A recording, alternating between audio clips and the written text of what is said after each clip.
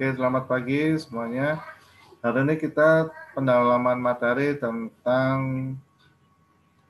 teks hasil observasi, yaitu rangkuman dari kelas 7 untuk mereview kembali, mengingat kembali apa sih, dan ciri-cirinya apa juga, terus struktur, dan bagaimana kita untuk membuat teks hasil observasi.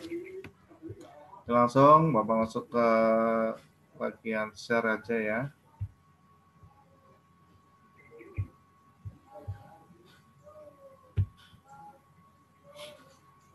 Nah, udah muncul?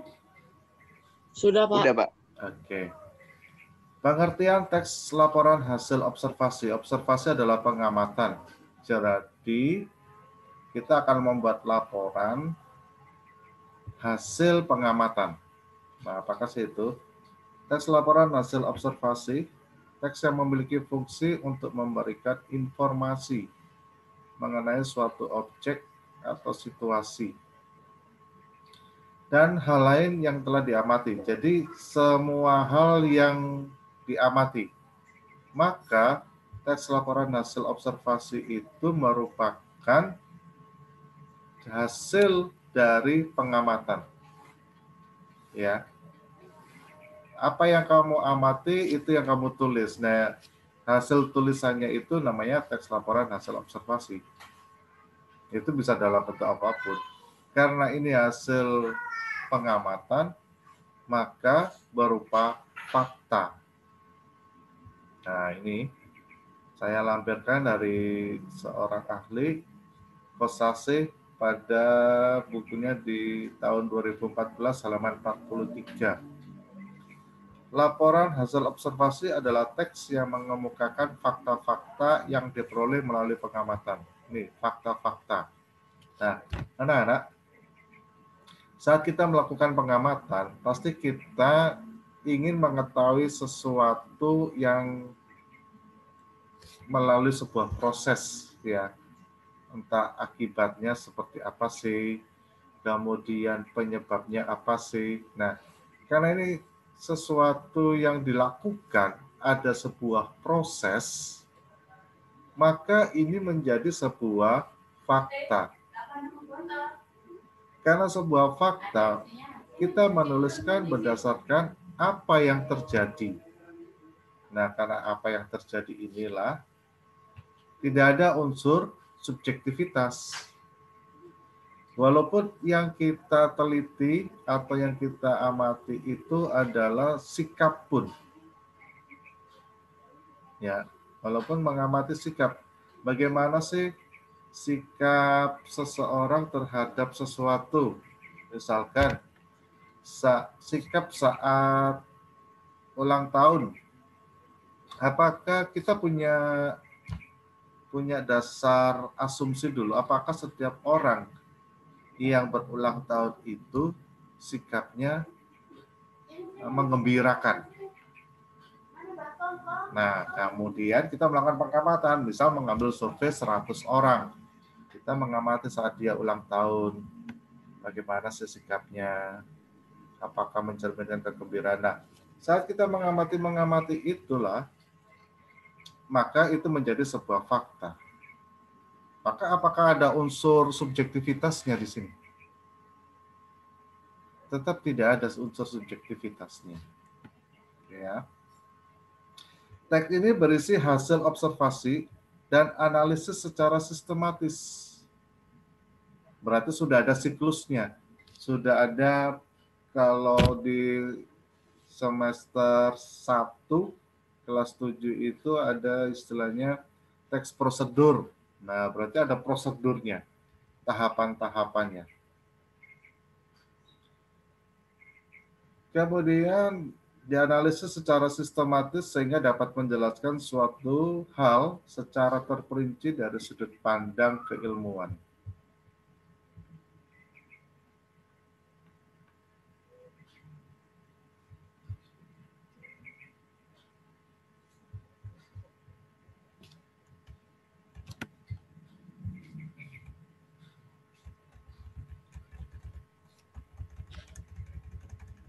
Untuk lebih detailnya, Kalian bisa membaca di Google Classroom yang sudah saya masukkan.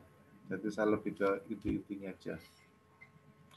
Ciri pada teks laporan hasil observasi. Bagaimana cirinya?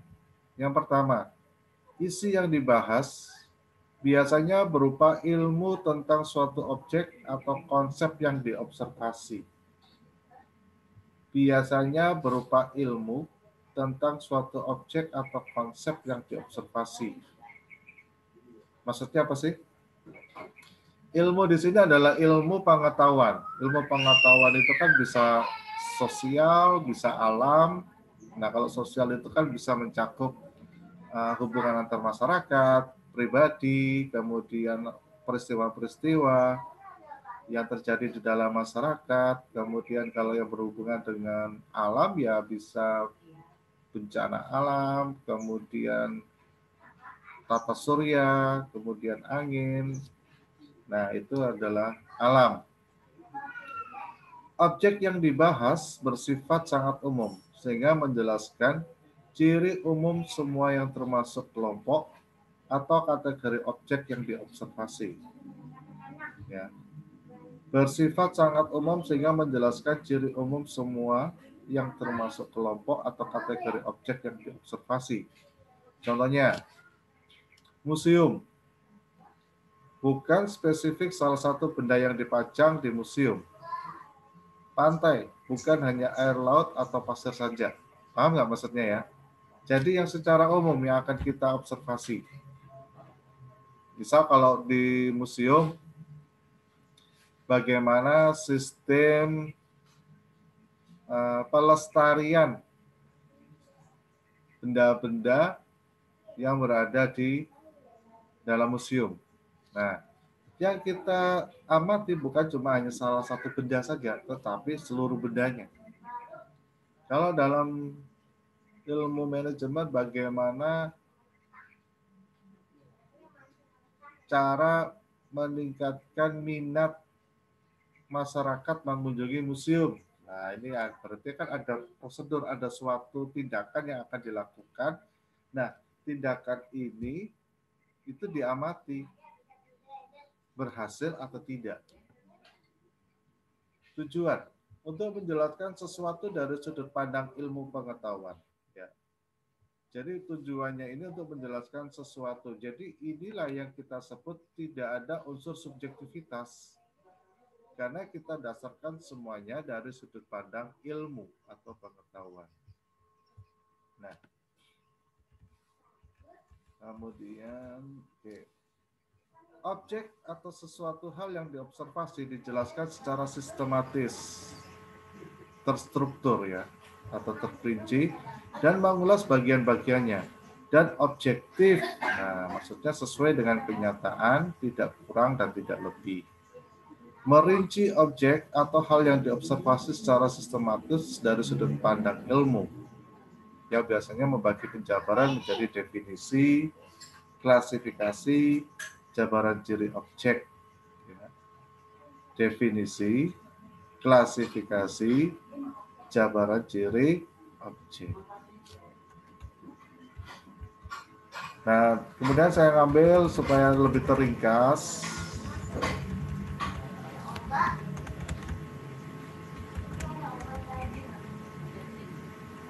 Nah, ini menurut Nur Hanifah pada tahun 2014 di bukunya mengatakan bahwa teks laporan hasil observasi mempunyai ciri-ciri sebagai berikut. Mengandung fakta. Ya, mengandung fakta. Berarti kalau opini tidak boleh ya, tidak bisa diobservasi. Misal, nasi goreng itu enak. Kata enak seseorang dengan orang yang lain itu kan pasti berbeda kriterianya. Ya, kata enak itu kan pasti berbeda. Misalkan menginap di hotel bintang 5 membuat nyaman. Menginap di hotel bintang 5 itu nyaman. Nah, kata nyaman di sini itu adalah tidak bisa dijadikan fakta karena itu subjektivitas seseorang. Ya. Jadi memang untuk teks hasil observasi ini mendekati mirip dengan teks deskripsi. yang bisa menggunakan kata sifat, tetapi penggunaan kata sifat yang menjurus pada subjektivitas itu tidak bisa dijadikan sebagai pengamatan. Misalkan sama-sama menginap, kita harus melihat kenyamanan orang menginap di hotel bintang 5, misalkan kenyamanan orang menginap di hotel bintang 5. Nah, kita melakukan pengamatan survei dari 100 orang yang menginap di hotel bintang 5 itu, apa sih yang mereka rasakan? Apakah 100 orang itu nyaman? Apakah 50%, 50%, atau 100% tidak nyaman? Nah, ini harus kita lihat. Tetapi di saat kita menemukan fakta di situ bahwa menunjukkan 100% orang itu nyaman, tetap itu tidak bisa dijadikan sebagai dasar ilmu atau kesimpulan. Tidak bisa dijadikan dasar sebagai kesimpulan. Itu hanya untuk 100 orang. Sedangkan sisi 100 orang yang lain belum tentu. Maka di sini hanya mengandung fakta. Faktanya adalah dari berdasarkan survei dan pengamatan 100 orang tersebut merasa nyaman. Jadi kita tetap membatasi pada 100 orang. Itu akan menjadikan rekomendasi bagi orang lain yang tidak termasuk dalam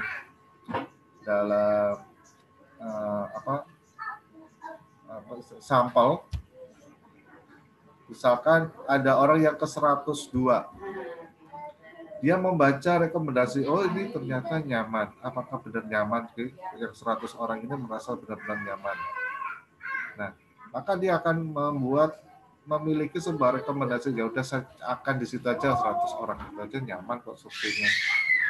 Tapi di saat kita mendapatkan hasil kesimpulannya itu 50-50, orang yang ke 101 atau 100 kedua saat berarti ada sesuatu hal yang tidak membuat nyaman.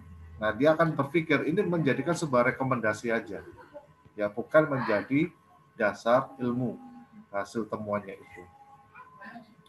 Kemudian yang kedua bersifat objektif. Yang ketiga harus ditulis sempurna dan lengkap. Tidak memasukkan hal-hal yang menyimpang, mengandung prasangka atau pemihakan. Jadi benar-benar harus netral. Dia tidak boleh misalkan dia memiliki sebuah asumsi dan dia asumsinya itu menyatakan misalkan tidak nyaman, maka dia tidak terus berusaha mengarahkan asumsinya itu dengan pembuktian-pembuktian yang menunjukkan dia ketidaknyamanan. Tidak boleh. Dia harus berdiri benar-benar netral dan yang diobservasi itu adalah orang luar atau di luar dirinya. Itu ya. Kemudian disajikan secara menarik, baik dalam hal tata bahasa yang jelas, isinya berbobot maupun susunannya logis. Nah, berarti di sini karena merupakan hasil pengamatan dan itu berupa fakta, maka saat kita membuat sebuah teks laporan hasil observasi itu usahakan tidak mengarah kepada penggunaan bahasa-bahasa yang ambigu, bahasa yang bisa mengandung makna yang berbeda. Maka supaya tidak menggunakan bahasa yang ambigu, ya kita harus menggunakan kalimat efektif, kata baku, kemudian kalimat berstruktur, supaya akan lebih memudahkan orang memahami apa yang ingin disampaikan pada teks laporan tersebut. Tujuannya apa sih teks laporan hasil observasi ini? Menurut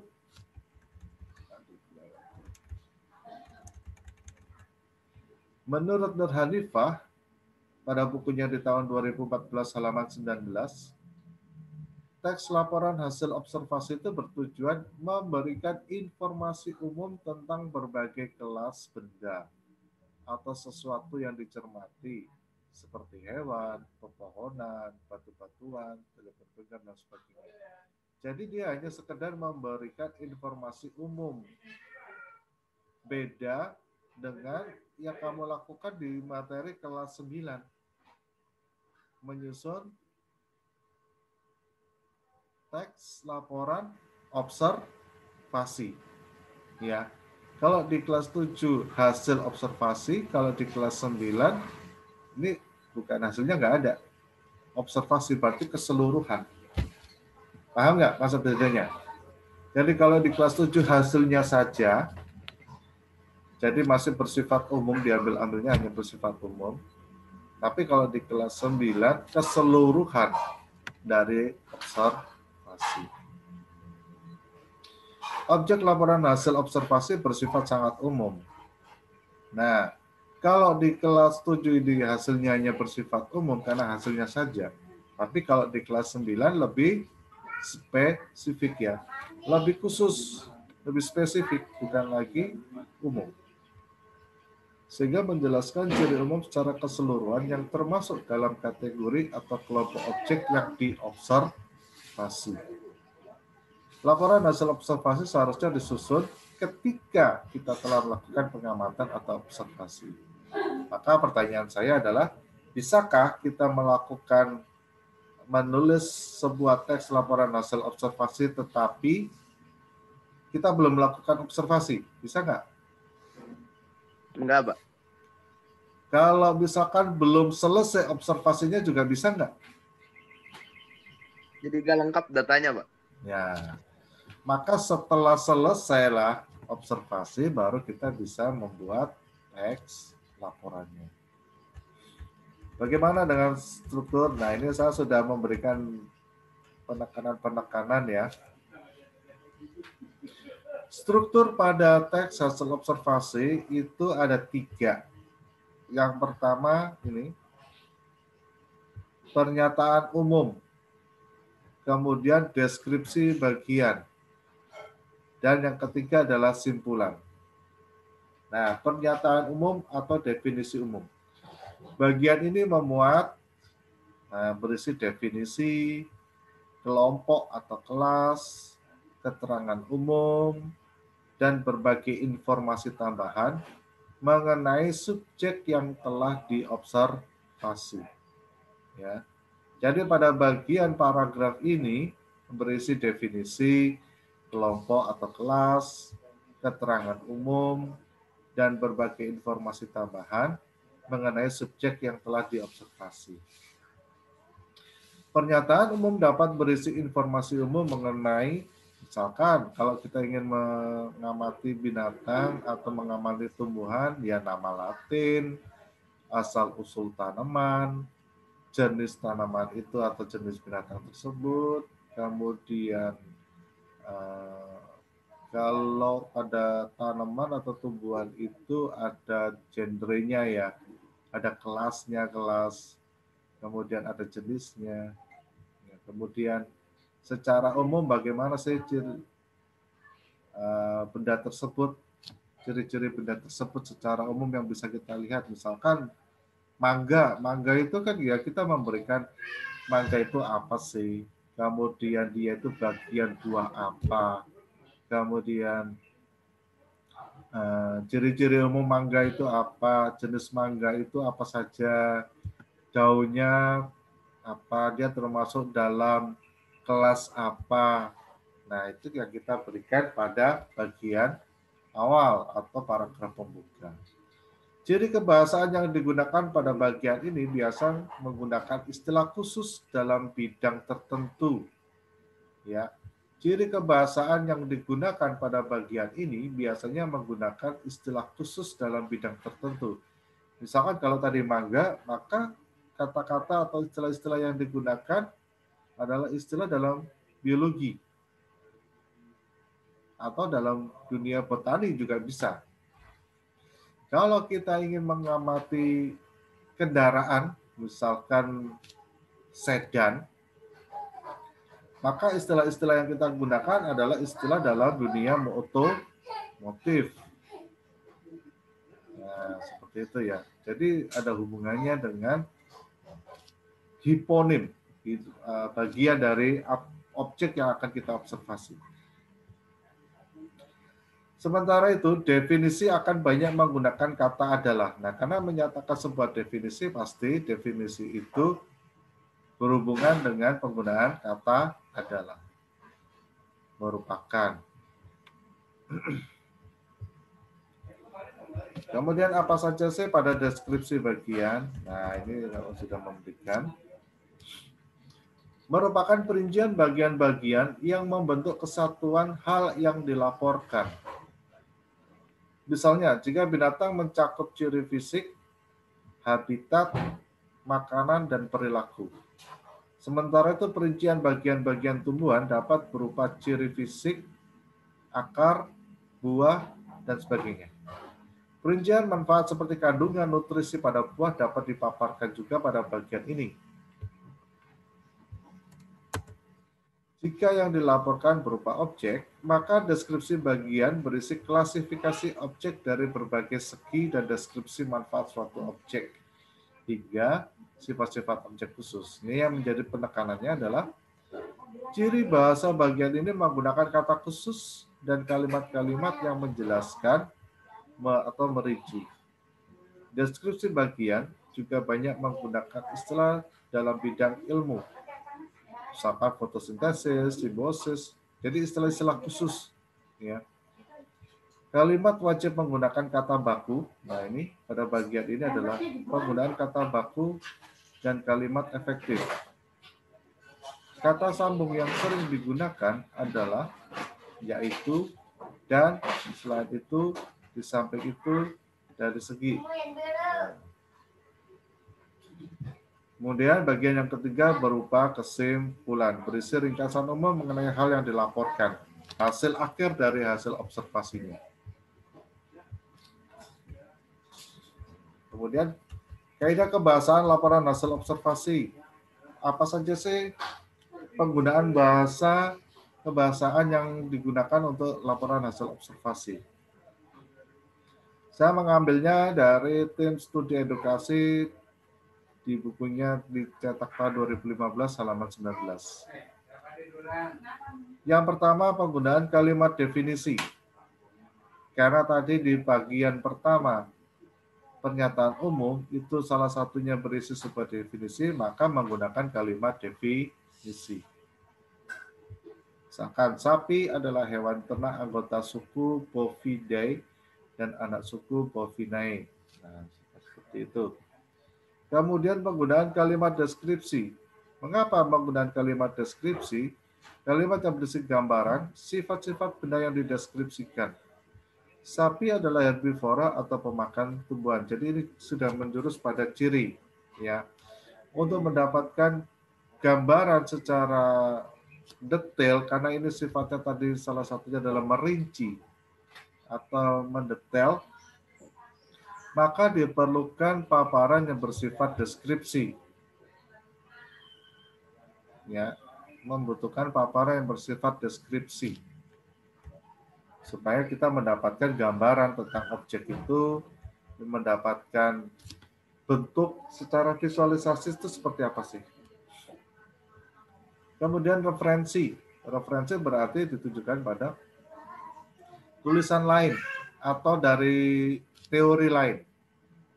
Maka sumber tulisan tersebut harus dimuat di dalam laporan tersebut. Nah ini contoh misalkan saya ngambil dari tim studi edukasi atau saya mengambil dari Nur Khalifah, nah, seperti itu. Kemudian penggunaan kata baku. Apa sih kata baku? Kata yang sesuai dengan perbendaharaan kata formal yang sesuai dengan paduan ejaan bahasa Indonesia. Kesalahan kata yang tidak baku sering terjadi karena penyerapan yang tidak tepat dari bahasa lain. Terkadang campuran bahasa daerah juga menjadi penyebabnya. Ini ya.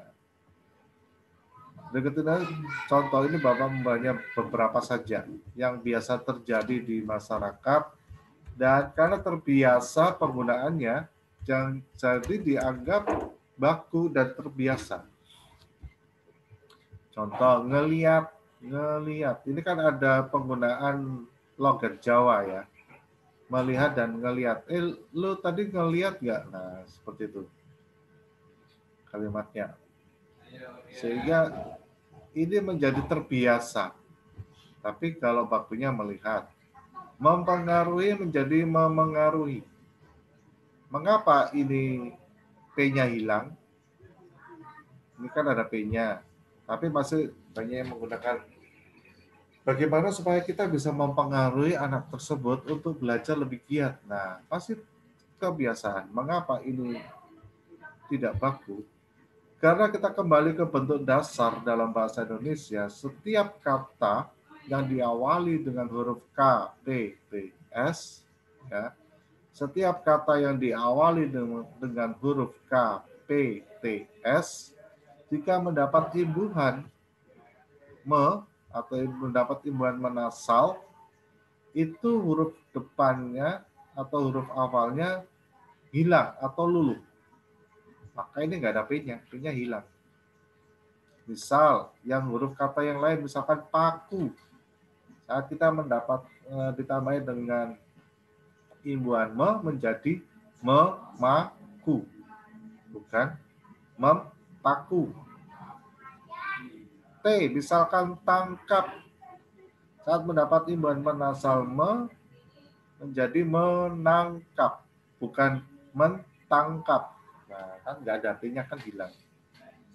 Bagaimana dengan S? Misalkan kata suci. Maka saat kita mendapat imbuhan menasal menjadi menyuci. Bapak, Menyuci. berarti kita harus pakai kata baku dong, Pak. Kalau Di teks observasi itu kita harus pakai kata baku gitu, Pak. iya, betul.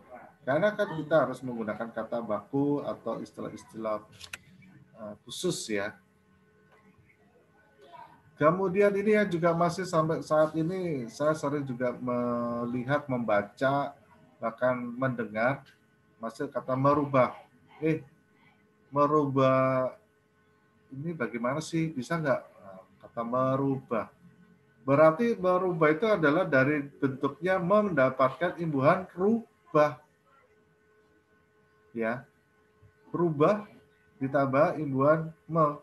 Berarti siluman dong. Merubah berarti menjadikan dirinya menjadi rubah kan. Nah ini kan berarti kan artinya siluman. Nah harusnya adalah mengubah. Hipotesa. Ini zaman dulu ini. Karena yang betul adalah hipotesis. Sama dengan asumsi dan bukan asumsi, masih hipotesis, hipotesa, ya. Bukan yang asumsi tadi, bukan. Oh ini sudah ada.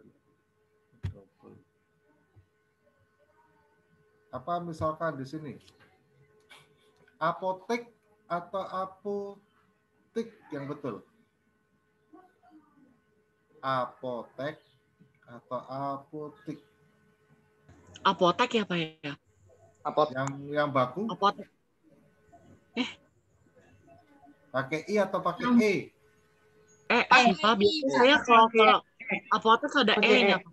Apotek, Pak. E. Apotek. Yang setuju E, beri jempol. Saya JH.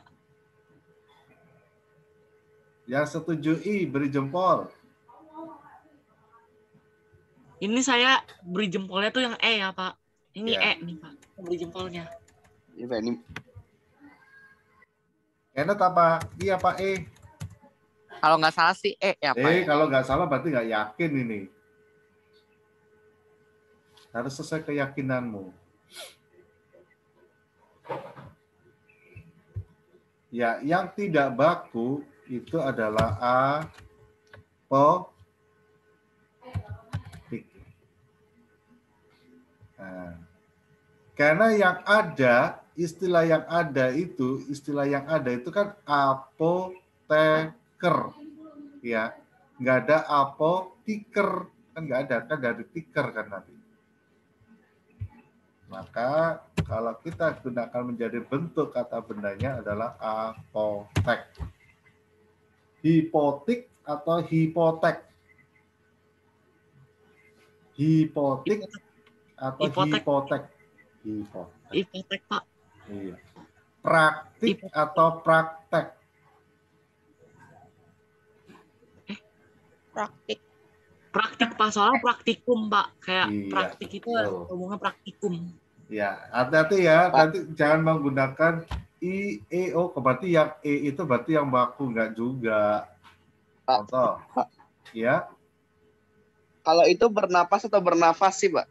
Pakai F atau pakai P, Pak? Bentuk aslinya F atau P?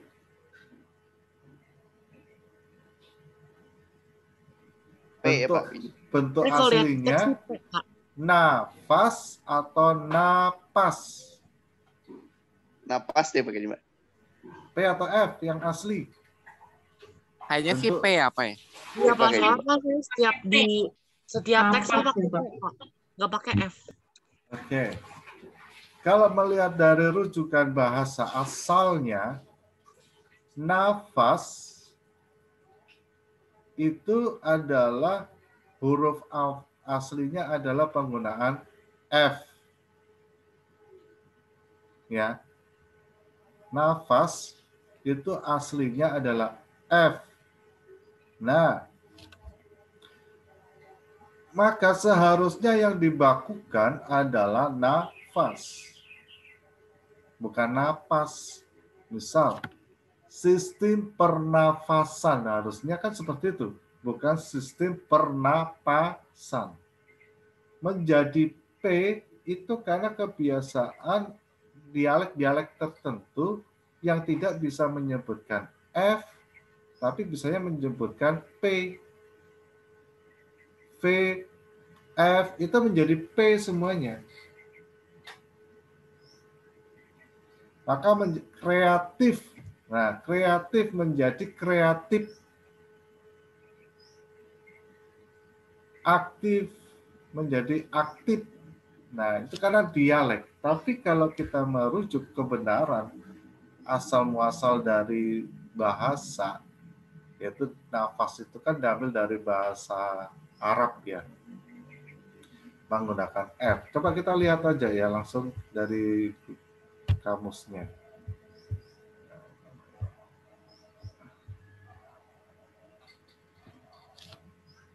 Kata kamus nafas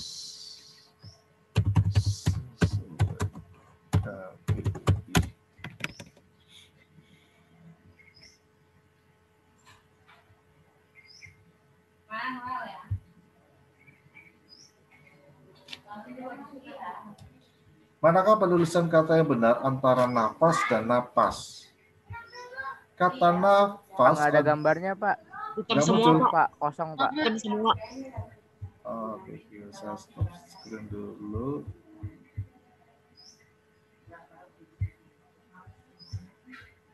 Ini kalau ada perubahan, berarti ada tambahan ilmu untuk saya. Sudah muncul? Sudah, Pak. Oke. Nafas atau napas?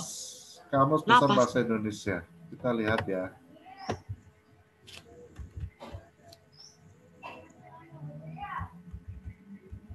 Manakah penulisan kata yang benar? Nafas dan nafas. Kata nafas adalah bentuk tidak baku. Nih. Kata nafas adalah bentuk tidak baku dari kata napas. Sehingga penulisan yang benar adalah nafas. Penulisan kata yang benar disebut juga dengan kata baku.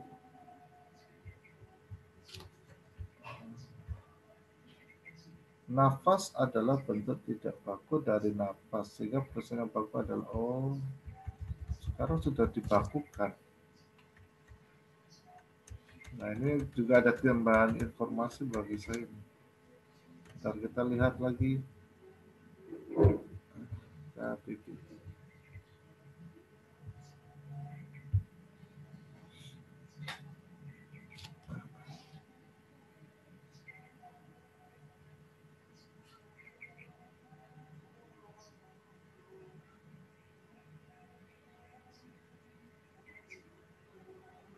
Ya, kalau di kamus yang terbaru yang dibakukan adalah penggunaan P ya.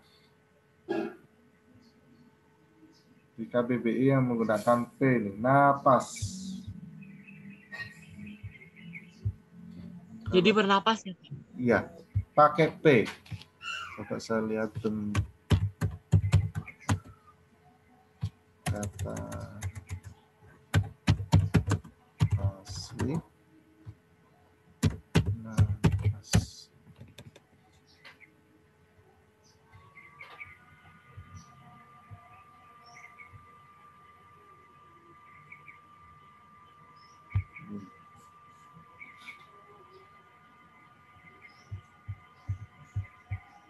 Muncul ya? Ya muncul Pak. Terjemahan dari arti nafas di Kamus Istilah Bahasa Indonesia Arab. Nafas, hembusan nafas ya. Oh, iya. Paham saya. Berarti sudah dibakukan, ini termasuk kata yang dibakukan dalam bahasa Indonesia yang terbaru, ya kamus kita yang terbaru, kamus bahasa Indonesia yang terbaru. Berarti bakunya penggunaan P ya. Sudah bukan lagi penggunaan dari arti asalnya F.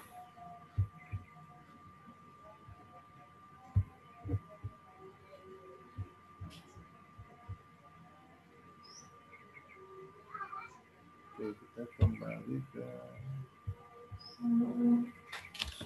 Oke, berarti yang baku adalah napas. Berarti pernapasan P ya. Hitam sekarang Pak. Pak, hitam semua, Pak. Hitam semua. Abu-abu.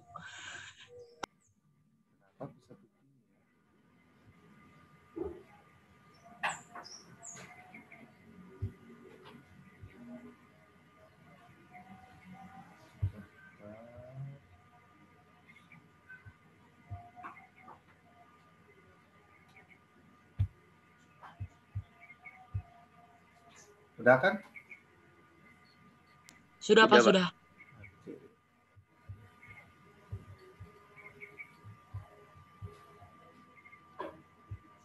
Kemudian penggunaan kalimat efektif.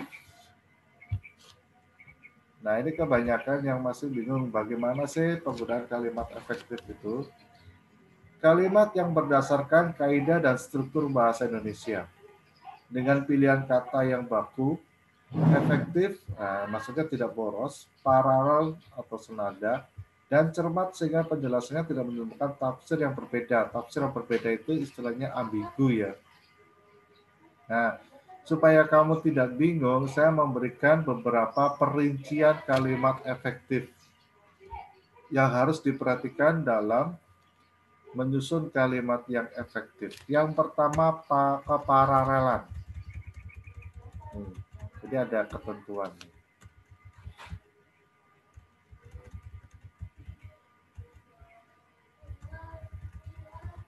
Saya buatnya di Word aja ya, soalnya biar lebih mudah dipahami. Kalau di terlalu lama di PowerPoint. Keparalelan artinya kesamaan bentuk, kesamaan bentuk atau harmonisasi kata yang digunakan dalam kalimat. Harmonisasi kata atau kesamaan bentuk. Jadi gunakan bentuk yang sama. Misalkan di sini, hutan bakau dikelompokkan berdasarkan pembentukan pasang surutnya air dan cara memanfaatkan. Ini ya. Hutan bakau dikelompokkan berdasarkan pembentukan pasang surutnya air dan cara memanfaatkan. Ini tidak paralel. Maka yang paralel adalah hutan bakau dikelompokkan berdasarkan nih, karena ini kan pembentukan. Berarti pembentukan itu kan termasuk dalam kata benda. Pasang surut juga kata benda. Sedangkan cara memanfaatkan di sini adalah kata kerja. Maka ini supaya menjadi paralel adalah pembentukan, pasang surut air, dan cara pemanfaatan.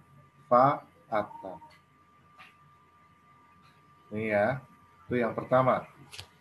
Yang kedua adalah kehematan. Penghematan dapat dilakukan dengan cara mengulang subjek. Contoh, karena ia tidak diundang, dia tidak datang ke tempat itu. Karena ia tidak diundang, nih, di sini dia juga menggunakan dia tidak datang ke tempat itu. Ini kan ada penggunaan double ya. Di sini ia, ini kan dia. Merujuk pada satu orang yang sama kan? Iya. Maka seharusnya dia karena tidak diundang, ia atau dia tidak datang ke tempat itu. Jadi ini hilangkan, bagian ini dihilangkan. Ini bagian ianya dihilangkan. Sama hal ini seperti naik ke atas, turun ke bawah. Nah, kalau naik kan pasti ke atas. Sama dengan masuk ke dalam. Namanya masuk pasti ke dalam. Kalau ada masuk ke dalam, kok nggak ada keluar ya? Ya kan? Masuk, ayo masuk ke dalam, silakan masuk ke dalam. Tapi kalau keluar apa ya? Berarti satu-satunya yang baku, yang biasa orang gunakan adalah kata keluar ya. Karena keluar itu nggak ada. Kalau naik ke atas, turun ke bawah. Kemudian masuk ke dalam. Kalau keluar, cuma satu. Nah, ini yang perlu kita jadikan sebagai carian tambahan wawasan. Kemudian penghematan kata dapat dilakukan dengan cara menghindarkan kesinoniman dalam satu kalimat. Kesinoniman. Ini saya ataskan.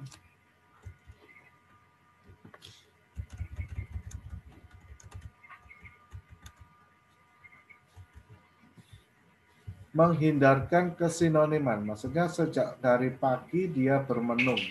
Sejak dari pagi. Sejak pagi dia bermenung. Nah, dari pagi. Nah, ini kan kata dari ini sebenarnya tidak menjurus pada satuan tertentu, makna tertentu ya. Satuan makna tertentu ini dia tidak jelas maksudnya untuk apa, sejak dari pagi. Kan sejak dari pagi berarti kan sejak pagi kan. Nah, itu. Kemudian penghematan dapat dilakukan dengan cara menghindarkan pemakaian subordinat pada hiponim kata. Subordinat pada hiponim kata itu berarti kelas kata yang misalkan buah itu ada mangga, kemudian apel, nah seperti itu. Saya membeli buah mangga. Nah, buah di sini adalah hiponimnya, kemudian subordinatnya kan mangga. Ia memakai baju warna merah. Sedangkan merah itu udah pasti jenis warna. Sama dengan tadi. Mangga itu adalah termasuk dalam hiponimnya buah. Maka yang benar adalah ia memakai baju merah. Artinya dia memakai baju merah, artinya baju yang berwarna merah. Nah, ini untuk menghindarkan. Penghematan dapat dilakukan dengan cara tidak menjamakkan kata-kata yang berbentuk jamak. Para. Kalau para itu kan sudah menyatakan jamak. Ya. Tamu-tamu itu juga sudah menyatakan jamak. Maka dia menjadi tidak hemat jika menggunakan kalimat para tamu-tamu datang tepat waktu. Harusnya dia cuma para tamu datang tepat waktu. Contoh seperti ini juga, kompleks perumahan. Perumahan itu terdiri dari lebih dari satu rumah kan. Kalau perumahan itu kan adalah rumah-rumah. Kompleks itu adalah wilayah rumah-rumah. Maka seharusnya menjadi apa? Kompleks perumahan atau kompleks rumah. Nah, ini PR buat kalian untuk mencari tahu. Yang benar kompleks rumah atau kompleks perumahan.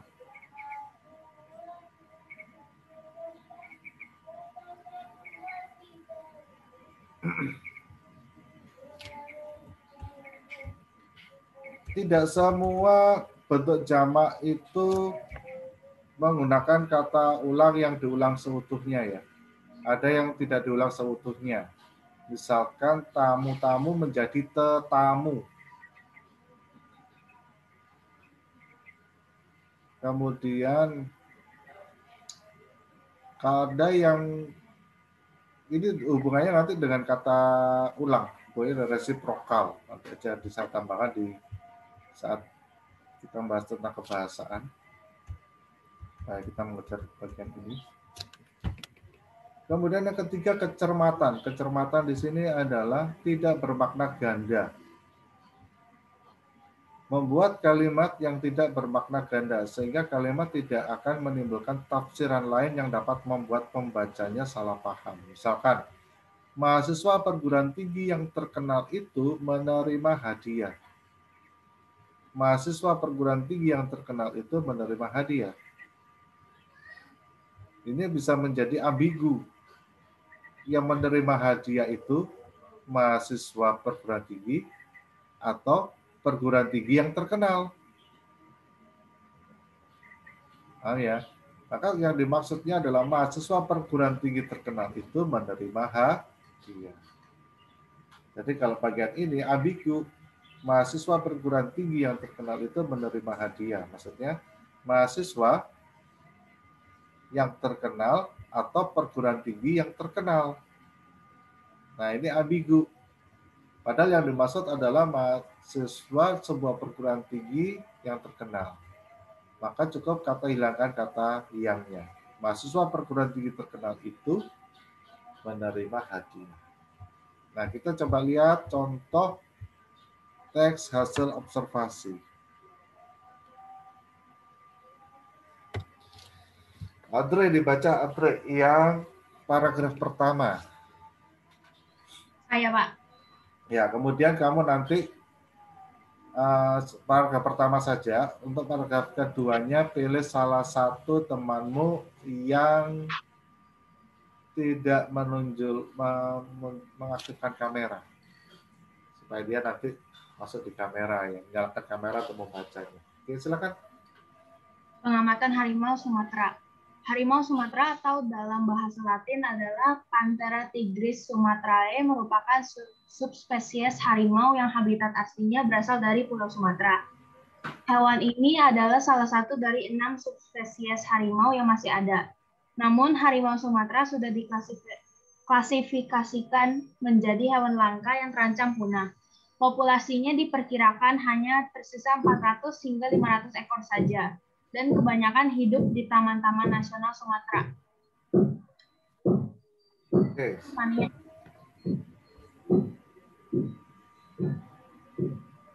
Fania, Pak. Fania. Harimau ini memiliki tubuh yang cukup panjang, sementara tinggi badannya tidak sepadan dengan panjangnya tersebut. Harimau Sumatera adalah hewan berkaki 4 dan memiliki ekor. Meskipun begitu, salah satu keunikan hewan ini adalah ukurannya yang lebih kecil dari jenis harimau yang lain. Stop dulu. Kita lihat mengapa ini saya bedakan warna. Kenapa ya? Supaya lebih variasi, Pak, gitu ya. Supaya lebih menarik gambarnya. Ya nggak? Nah, kalau kita lihat di sini adalah harimau Sumatera dalam bahasa Latin adalah ini adalah sebuah pengertian atau bukan? Iya, Pak. Iya, Pak. Tapi harusnya merupakan nggak sih, Pak? Oh ya udah deh, udah ada merupakannya. Iya, sama saja sebenarnya. Kemudian penggunaan istilah khusus yaitu menggunakan bahasa Latin. Nah, kemudian juga di sini dikatakan salah satu dari 6 spesies harimau, ya. Salah satu dari 6 subspesies harimau yang masih ada. Nah, ini kan juga menjelaskan secara umum. Diklasifikasikan menjadi hewan langka yang terancam punah. Populasi diperkirakan, nah ini masih diperkirakan tersisa 400 hingga 500 ekor. Ini kan secara umum. Nah, kita bandingkan dengan paragraf kedua. Pak. Ya. Pak. Jadi kalau diperkirakan kayak tadi gitu, masuk fakta nggak itu, Pak? Atau opini itu, Pak? Kalau perkiraan berarti dia termasuk apa? Opini kan, Pak? Opini kan. Kira-kira ada. Iya. Ya ini yang ingin dia buktikan. Nah, karena dia ingin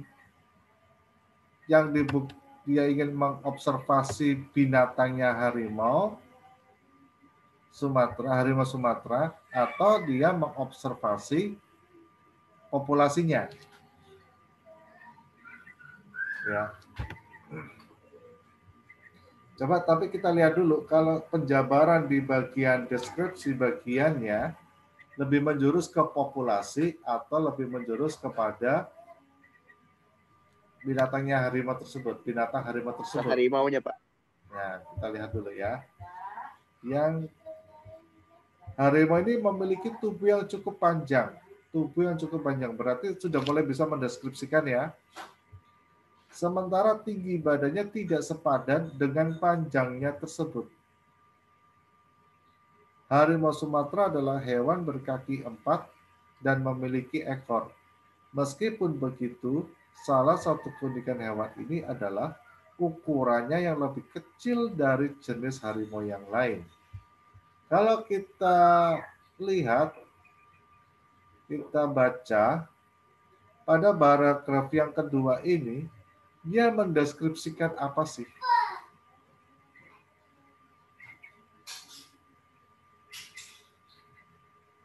Ini mendeskripsikan apa? Ciri fisiknya, Pak. Ciri fisika? Masih itu ciri umumnya, Pak. Tapi lebih, maksudnya mendeskripsikan apanya harimau?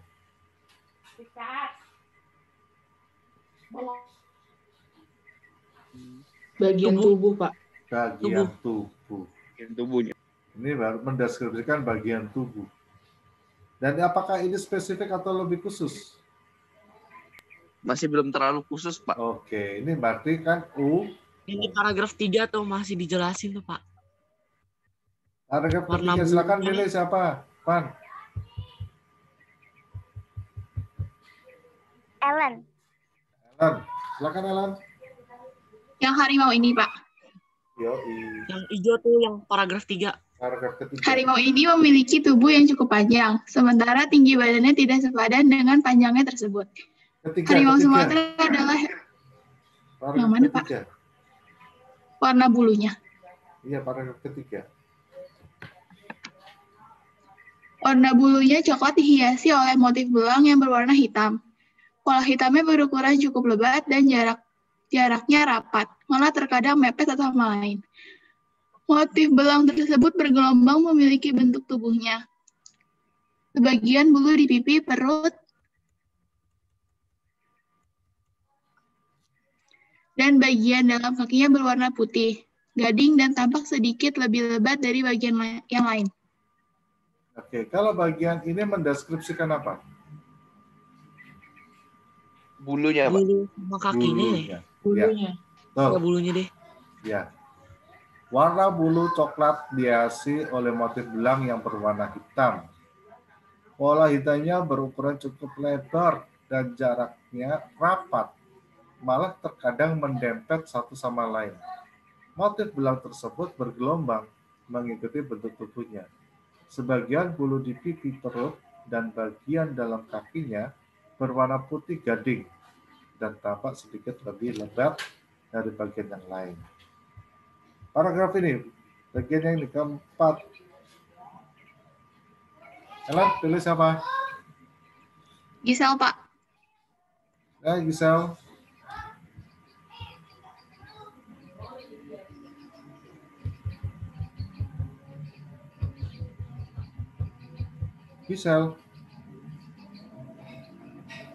Bisa Labian, Kak. Gio aja deh, Pak. Gio, Pak.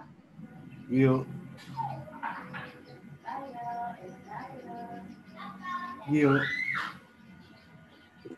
Siapa? Nah itu diminta untuk membaca. Kepala hewan ini lonjong dan melengkung yang tidak terlalu mencolok. Kupingnya lebar dan besar. Matanya bulat diselimuti kelopak mata yang miring dan bersudut tajam. Warna matanya kuning dengan aksen hitam di bagian pupilnya. Pola strip hitam masih menyelimuti wajahnya. Bulu di alis dan pipinya putih dan berjanggut cukup panjang. Mulutnya lebar dan bertaring tajam. Oke. Apa yang dideskripsikan pada bagian tersebut? Bagian wajah, Pak. Bagian wajah. Nah, dari yang tadi, pertama mendeskripsikan tubuh, kemudian mendeskripsikan bulu, kemudian mendeskripsikan wajah.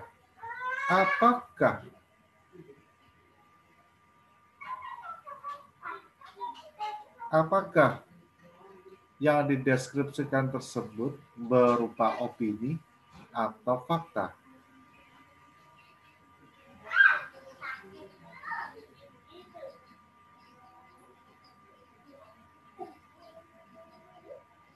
Apakah yang dideskripsikan tersebut berupa opini atau fakta?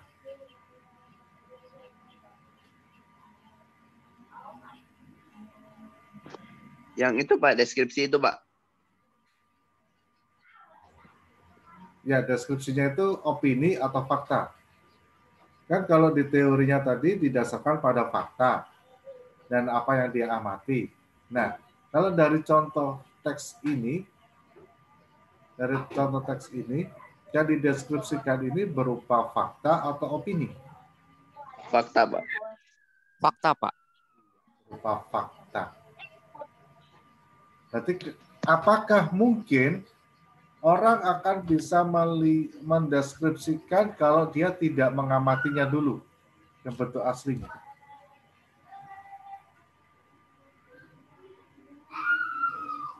Kita bisa mengamatinya langsung, misal lewat YouTube melihat harimau itu seperti apa, kan bisa melihat kan? Atau dari gambar harimau yang benar, dari foto kemudian dia cetak disebarkan. Nah ini kan bentuknya harimau juga. Tidak harus melihat langsung dengan kedua mata kita langsung di tempat kebun binatang atau taman safari, tidak harus seperti itu. Tetapi pertanyaan saya, saat kita ingin mendeskripsikan seperti ini, bisa nggak kalau kita tidak melihat secara langsung sebelumnya?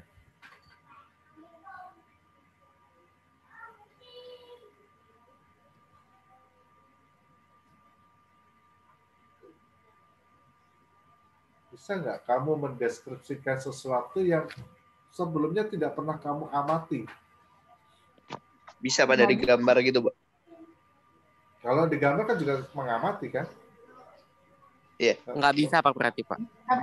Iya, kita tidak akan bisa mendeskripsikan sesuatu yang sebelumnya tidak pernah kita amati dulu.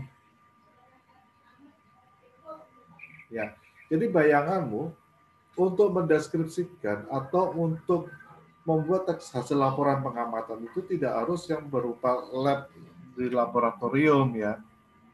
Yang ini unsur kimia ini dengan unsur kimia ini kalau bersanding nanti akibatnya apa. Atau yang bersifat alami, natural. Misalkan pelangi ini terbentuknya bagaimana sih? Nah, atau sistem pencahayaan cahaya itu dia bisa membias itu bagaimana? Tidak harus seperti itu.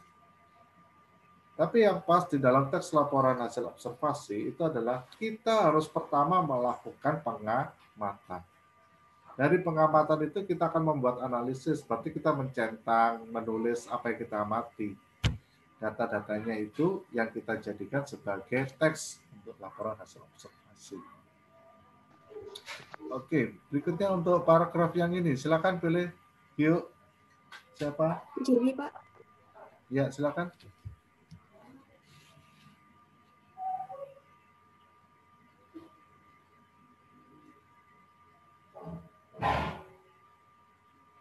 Siapa tadi? Atau ke kelas lain, pindahin ke kelas lain. Yuk. Ya udah Pak C. Siapa?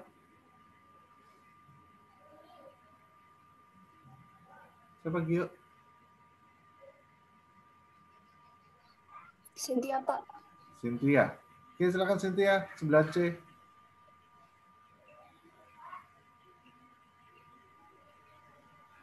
Telapak kaki kan, Pak? Ya, betul. Oke. Telapak kakinya besar dan bercakar. Uniknya di sela-sela jarinya terdapat selaput yang sepertinya menjadi alasan hewan ini mampu berenang cepat. Hal tersebut berkaitan dengan salah satu teknik berburu harimau Sumatera yang sering menyudutkan mangsanya ke air. Karena harimau Sumatera adalah perenang yang ulung dan binatang buruan mereka biasanya tidak mahir berenang. Oke. Bagian paragraf ini mendeskripsikan apa? Kakinya, Mbak. Kakinya. Bagian kaki. Oke, kakinya yang dideskripsikan. Nah, yang warna merah, lanjut. Pilih siapa sih? Gebi 9A, Pak. Gebi 9A, kembali lagi 9A. Gap, silakan Gap. Iya, Pak. Yang warna merah, Pak. Yoi. Harimau Sumatera adalah binatang anggun yang unik dan hanya ada di Indonesia. Sangat disayangkan bahwa populasi mereka kian menipis dan terancam punah. Sudah sepatutnya kita sebagai manusia turut membantu mempertahankan keberadaannya. Bukan hanya sebagai simbol negara saja, namun sebagai salah satu untuk kekayaan Nusantara yang tiada tara. Oke, kita lihat sekarang. Yang dideskripsikan tadi adalah binatang atau populasi? Binatang, Mbak. Binatang. Yang disimpulkan populasi atau binatangnya? Populasi. Nah, berarti yang diamati hasil observasi ini sesuai nggak? Yang dideskripsikan. Kalau yang di bagian pernyataan umum tadi, di bagian pernyataan itu lebih mengarah kepada populasi atau mengarah kepada harimau?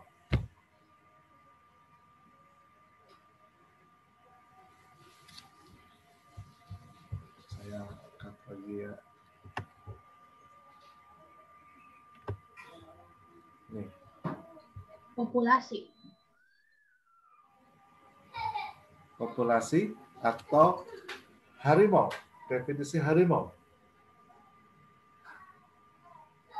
Populasi, Pak. Populasi. Dua-duanya, Pak. Kita lihat ya. Bahasa Latin adalah Panthera tigris. Ini menyatakan harimau atau populasi? Harimau, Pak. Harimau. Merupakan subspesies harimau yang habitat aslinya berasal dari Pulau Sumatera. Harimau, Pak. Harimau. Salah satu dari 6 subspesies harimau yang masih ada. Harimau, Pak. Itu sudah ada berapa tadi? 3. 3. Namun, harimau Sumatera sudah diklasifikasikan menjadi hewan langka yang terancam punah.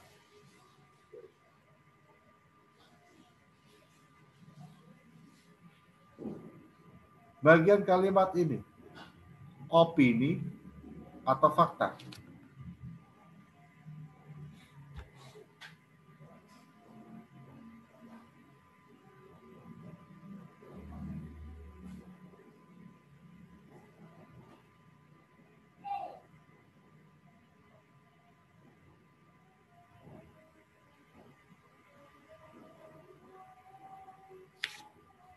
Opini atau fakta?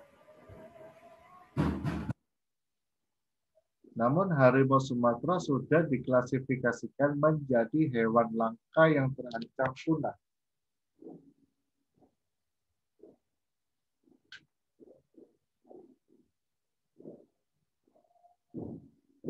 Opini atau fakta?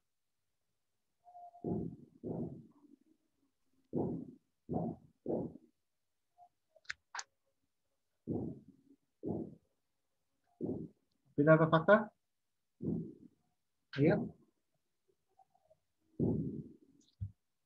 Namun harimau Sumatera sudah diklasifikasikan menjadi hewan langka yang terancam punah.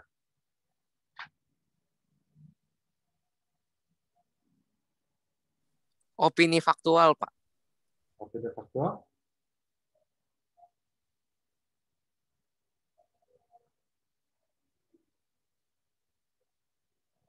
Nah, kalimat ini adalah fakta, bukan opini.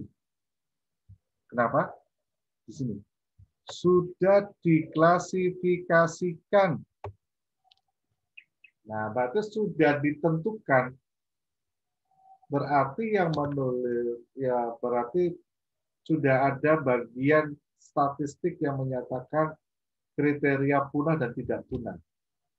Kalau punah itu berarti jumlahnya berapa sih? Kalau sudah tidak punah, jumlahnya berapa?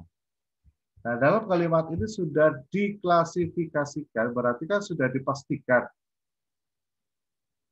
Nah, kalau sudah dipastikan berarti dia adalah fakta. Tetapi yang kita lihat adalah populasinya diperkirakan hanya tersisa. Nah, ini berarti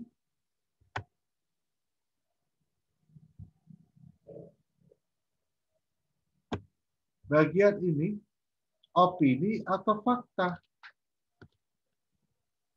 Fakta, Pak, fakta.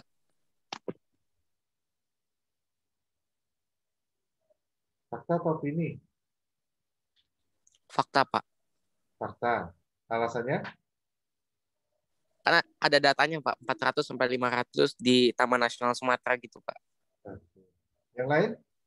Citra?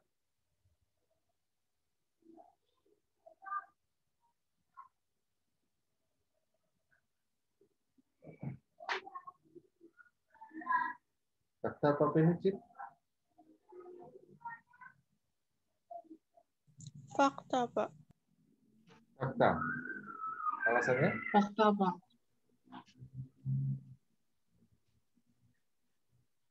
Alasannya? Karena dia tahu kayak di taman-taman nasional gitu disebutin. Kalau aku dari yang itu, dari yang atasnya, kan udah diklasifikasikan hewan yang terancam punah. Berarti ya emang apa namanya populasinya tinggal dikit kan, jadi wajar. Terus habis itu dia hidupnya juga di Taman Nasional. Kalau Taman Nasional kan berarti bisa dihitung, bisa diklasifikasiin gitu. Kim? Mana Kim? Ada nggak Kim? Kim? Kimberly 9C.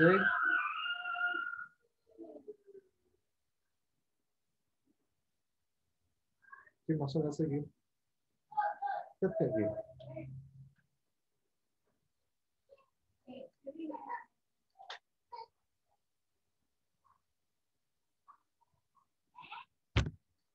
Jonathan, fakta atau opini, Jo? Opini kali, Pak. Oh, kali. Karena diperkirakan, Pak. Nggak pasti. Oke. Menurut Jonathan, opini. Saya tanya. Fania. Memang kebanyakan, Pak. Kebanyakan tuh nggak detail, Pak. Kebanyakan tidak detail. Oke. Kalau Fania? Fakta. Fakta. Alasannya? Karena data-datanya kayak 400 sampai 500 ekor itu ada. Oke. Coba kita dengar. Populasinya diperkirakan hanya tersisa 400. Diperkirakan hanya tersisa. Diperkirakan. Namanya kalau diperkirakan sudah pasti atau belum? Belum, Pak. Belum. Kalau belum pasti berarti fakta atau opini? Opini. Opini, Pak. Opini. Beda kalau kalimat ini kita hilangkan. Nih. Kalau ini dihilangkan, populasinya hanya tersisa 400 hingga 500 ekor. Itu fakta atau opini? Itu fakta. Fakta. Paham ya? Sudah bisa membedakan fakta opini ya? Nah, maka secara keseluruhan dalam paragraf ini lebih mengarah kepada harimau Sumatera atau populasi? Harimaunya, Pak. Harimau. Pada bagian struktur yang kedua, yaitu bagian yang dideskripsikan, itu mendeskripsikan harimau atau populasi? Harimau, Pak. Harimau. Sedangkan pada kesimpulannya, Populasinya. populasinya. Berarti logis enggak? Logis enggak? Berhubungan enggak? Yang Enggak. diamati dengan yang disimpulkan ini sinkron enggak? Enggak. Tidak. Maka kesimpulan pada bagian ini tidak sesuai dengan dua struktur yang di atasnya. Maka seharusnya kalau ini disimpulkan, simpulannya dari siapa sih? Kalau tahu mendeskripsikan kira-kira apa? Mendeskripsikan tadi mendeskripsikan wajah, mendeskripsikan bulu, mendeskripsikan kaki, mendeskripsikan tubuh. Nah ini kalau kita simpulkan harimau Sumatera ini kira-kira apa? Kalau dari yang kamu amati adalah data fisik ya, itu tentu sebenarnya data fisik ya.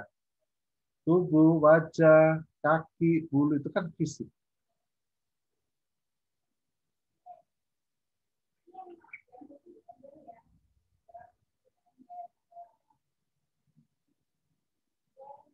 Kira-kira kalau menurut kalian kesimpulan yang sesuai apa?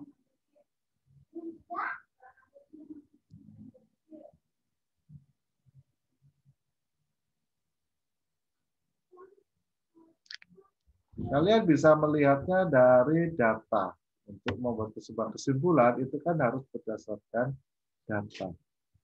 Nah di sini adalah panjang, tinggi. Kemudian di bagian ini warna bulunya coklat. Nah kalau warna bulunya coklat dihiasi motif, berarti lebih mengarah kepada apa? Keindahan ya? Atau variatif ya? Ya. Sedangkan di bagian-bagian ini adalah kalau kita simpulkan bagaimana? Panjang, sementara tinggi badannya tidak sepadan dengan panjangnya.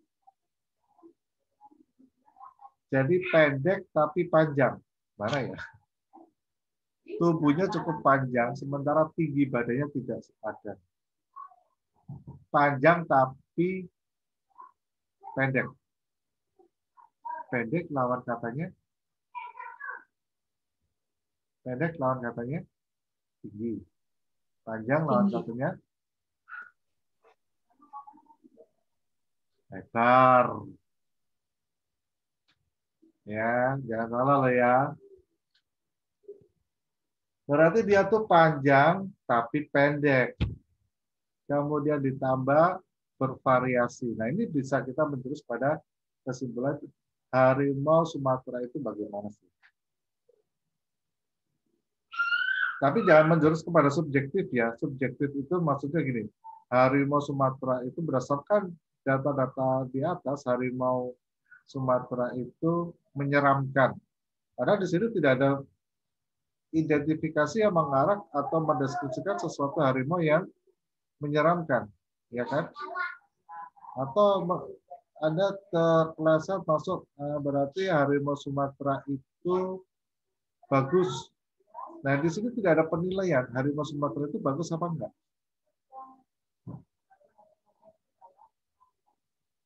Maka disimpulkan di sini adalah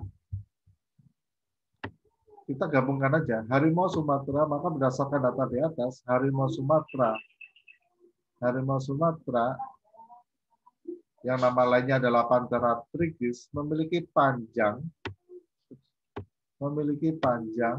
tubuh yang lebih besar daripada tingginya. Ya, memiliki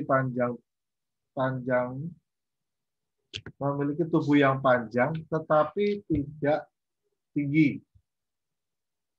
Dengan dua warna.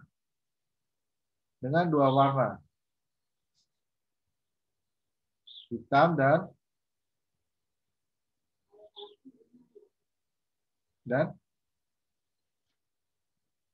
Tadi ada dikatakan putih, gading. Biasanya ada motif belang yang berwarna hitam. Berarti ada kuning ya.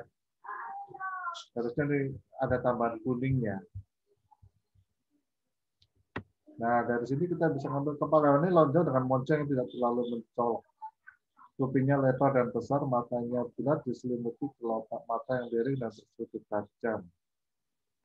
Bersudut panjang, warna matanya kuning dengan aksen hitam di bagian pupilnya.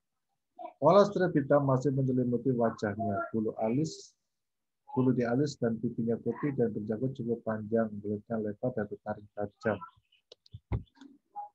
Maka kita gabungkan tadi, harimau Sumatera memiliki tubuh panjang tetapi tidak tinggi dengan warna pada tubuhnya atau warna bulu belang, bermotif belang, warna tubuh bermotif belang, memiliki taring yang tajam, serta mampu berenang karena memiliki selaput pada kakinya. Nah, maka kesimpulannya harus mengarah kepada yang bersifat fisiknya harimau itu seperti apa sih. Yang pasti adalah kita Bapak tidak... udah 9.30, Pak. Kenapa? Udah 9.32. Oh iya, kita udah habis ya. Oke, ada mau ditanyakan? Jadi contoh ini saya ngambil dari internet supaya nanti bisa menjadi pembelajaran bagi kalian untuk lebih teliti mendapatkan informasi yang ada di internet. Tetap walaupun apapun yang ada di internet itu adalah baik, tapi kita harus lebih teliti juga untuk melihat mana yang lebih benar ya setelah kita pelajari. Oke, ada yang mau ditanyakan?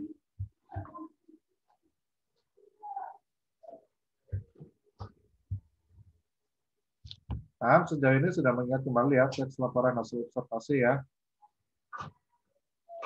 Oke, kalau tidak ada yang ditanyakan, terima kasih sudah bergabung dalam pendalaman materi di hari Sabtu ini. Terima kasih juga sudah menyempatkan diri di kala teman-temannya pada istirahat dan berlibur, kalian masih berkenan untuk belajar kembali. Tetap jaga kesehatan dan setelah ini kalian bisa istirahat dan melanjutkan ke pendalaman materi yang kedua. Ya, terima kasih dan selamat pagi. Selamat